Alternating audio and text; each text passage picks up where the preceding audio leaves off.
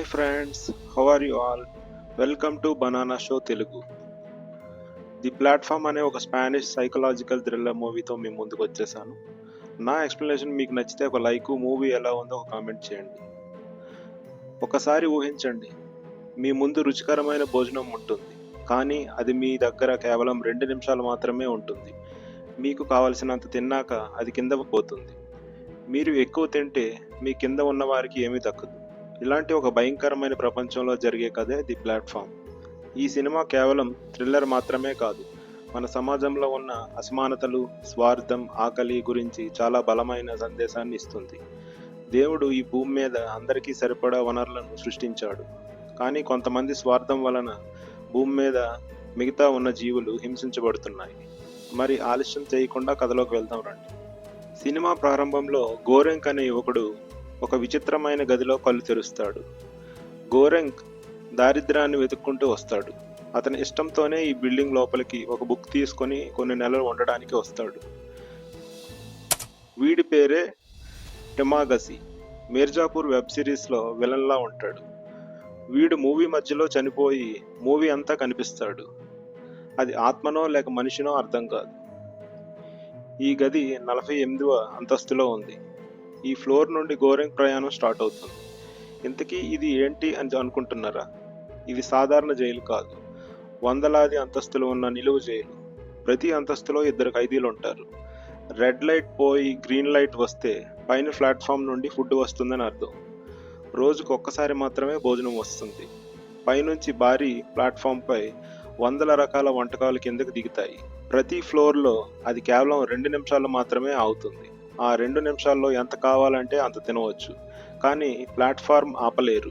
ఎక్కువ ఆహారాన్ని దాచుకోలేరు.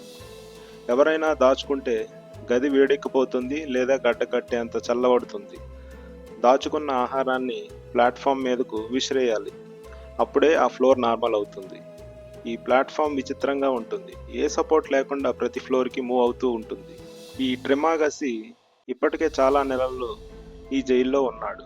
అతను గోరెంక్కు ఒక నిజం చెప్తాడు. ప్రతి నెల 30 రోజులు పూర్తయిన వెంటనే ఖైదీలను యాదృచ్ఛికంగా నిద్రలో ఉండగానే వేరే అంతస్తుకు మారుస్తారని చెబుతాడు. ఈ నెల 48వ అంతస్తు అయితే తర్వాత నెల 10వ అంతస్తు కూడా అవ్వచ్చు, లేదా 200వ అంతస్తు కూడా అవ్వచ్చు. అంతా అదృష్టం మీద ఆధారపడి ఉంటుంది.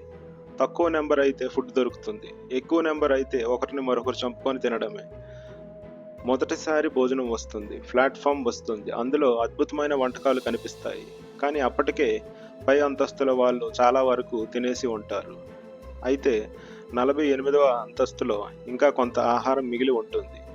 ట్రిమాగసి మాత్రం ఎంత దొరికితే అంత తింటాడు. రేపు ఏమవుతుందో తెలియదు అని అంటాడు.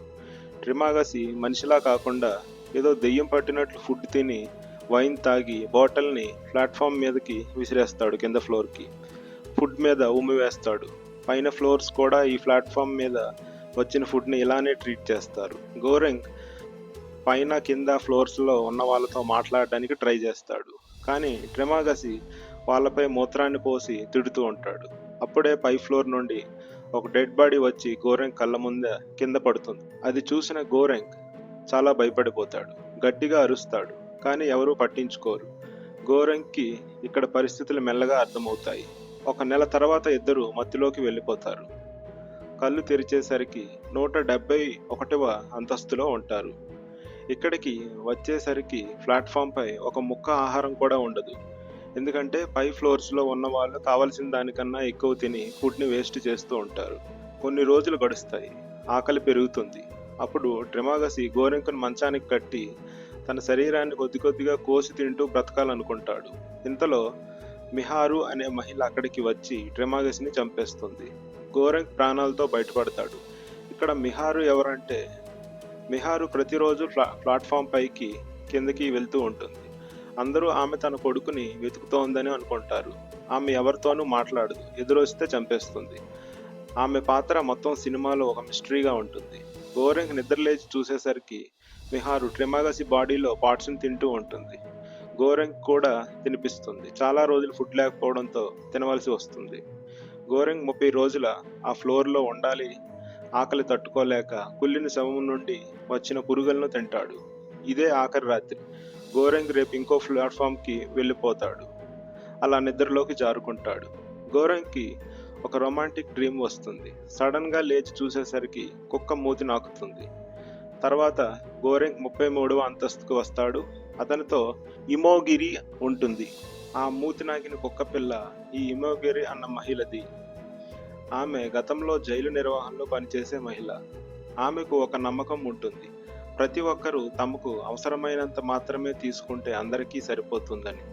అందుకే ప్రతి అంతస్తులో అదే చెప్తుంది. కానీ ఎవరూ వినరు. అందరూ తమ గురించి మాత్రమే ఆలోచిస్తారు.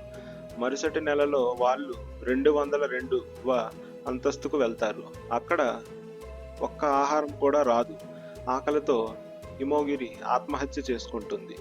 గోరెంగ్ బ్రతకడానికి ఆమె శరీరాన్ని తినవలసి వస్తుంది. తర్వాత గోరెంగ్ 6వ అంతస్తులోకి వస్తాడు. అక్కడ బహారత్ అనే యువకుడు ఉంటాడు. బహారత్ పై ఫ్లోర్కి వెళ్ళడానికి ప్రయత్నిస్తాడు. కానీ పైన ఉన్నవాళ్ళు సహాయం చేయకపోగా అతని మీద మల విసర్జన చేస్తారు. అలా అవమానిస్తారు. గోరెంగ్, బహారత్ ఇద్దరు కలిసి ప్లాన్ వేస్తారు. ప్లాట్ఫామ్ పైకి ఎక్కి కిందకి వెళ్తూ ప్రతి అంతస్తులో ఉన్నవారికి సమానంగా ఆహారం పంచాలని నిర్ణయిస్తారు. మొదట చాలా మంది ఎదురు తిరుగుతారు. కానీ గోరెంగ్, బహారత్ వారితో పోరాడి ఆహారాన్ని కాపాడుతారు. తర్వాత అంతస్తులో బహారత్కి గాయాలు ఎక్కువ తగలడం వలన చనిపోతాడు. చివరకు వాళ్ళు 333వ అంతస్తుకు చేరుకుంటారు. అదే చివరి అంతస్తు. అక్కడ ఆశ్చర్యకరంగా ఒక చిన్న పాప కనిపిస్తుంది. ఆమె బతికి ఉండటం చూసి ఇద్దరు షాక్ అవుతారు. గోరెంగ్కు ఒక విషయం అర్థమవుతుంది. ఈ పాపే నిజమైన సందేశం. ఆమెను ప్లాట్ఫారంపై కూర్చోబెట్టి పైకి పంపిస్తారు. తాను మాత్రం కిందనే ఉండిపోతాడు. అక్కడ అతనికి ట్రిమాగసి కనిపిస్తాడు. అది నిజం కాదు, ఆకలి, అలసట వల్ల వచ్చిన భ్రమ. గోరెంగ్ చీకటిలో నడుచుకుంటూ వెళ్ళిపోతాడు. సినిమా ముగుస్తుంది. ఈ సినిమా ముగింపు చాలా మందికి అర్థం కాదు. ఈ కథ మొత్తం ఒక ప్రతీక. పై అంతస్తులంటే ధనవంతులు, కింద అంతస్తులంటే పేదవారు, ప్లాట్ఫామ్ అంటే సమాజంలో వనరులు, ఆహారం అంటే సంపద. ప్రతి నెల ఫ్లోర్ మారడం అంటే జీవితంలో అదృష్టం మారడం. చిన్న పాప అంటే భవిష్యత్తు, ఆశ లేదా మార్పుకు ప్రతీక. దర్శకుడు చెప్పాలనుకున్న విషయం ఒకటే: ప్రపంచంలో అందరికీ సరిపడా వనరులున్నాయి, కానీ కొందరు స్వార్థం వల్ల మిగతా వారు ఆకలితో బాధపడుతున్నారు. ఈ ప్లాట్ఫామ్ సినిమా మీ పూర్తి కథ. మీకు ఈ కథ నచ్చి ఉంటే వీడియోకి ఒక లైక్ చేయండి. ఇలాంటి ఆసక్తికరమైన మూవీ ఎక్స్ప్లెనేషన్స్ కోసం మా ఛానల్ను సబ్స్క్రైబ్ చేయండి మర్చిపోవద్దు. మళ్ళీ మరో ఇంట్రెస్టింగ్ మూవీతో కలుద్దాం.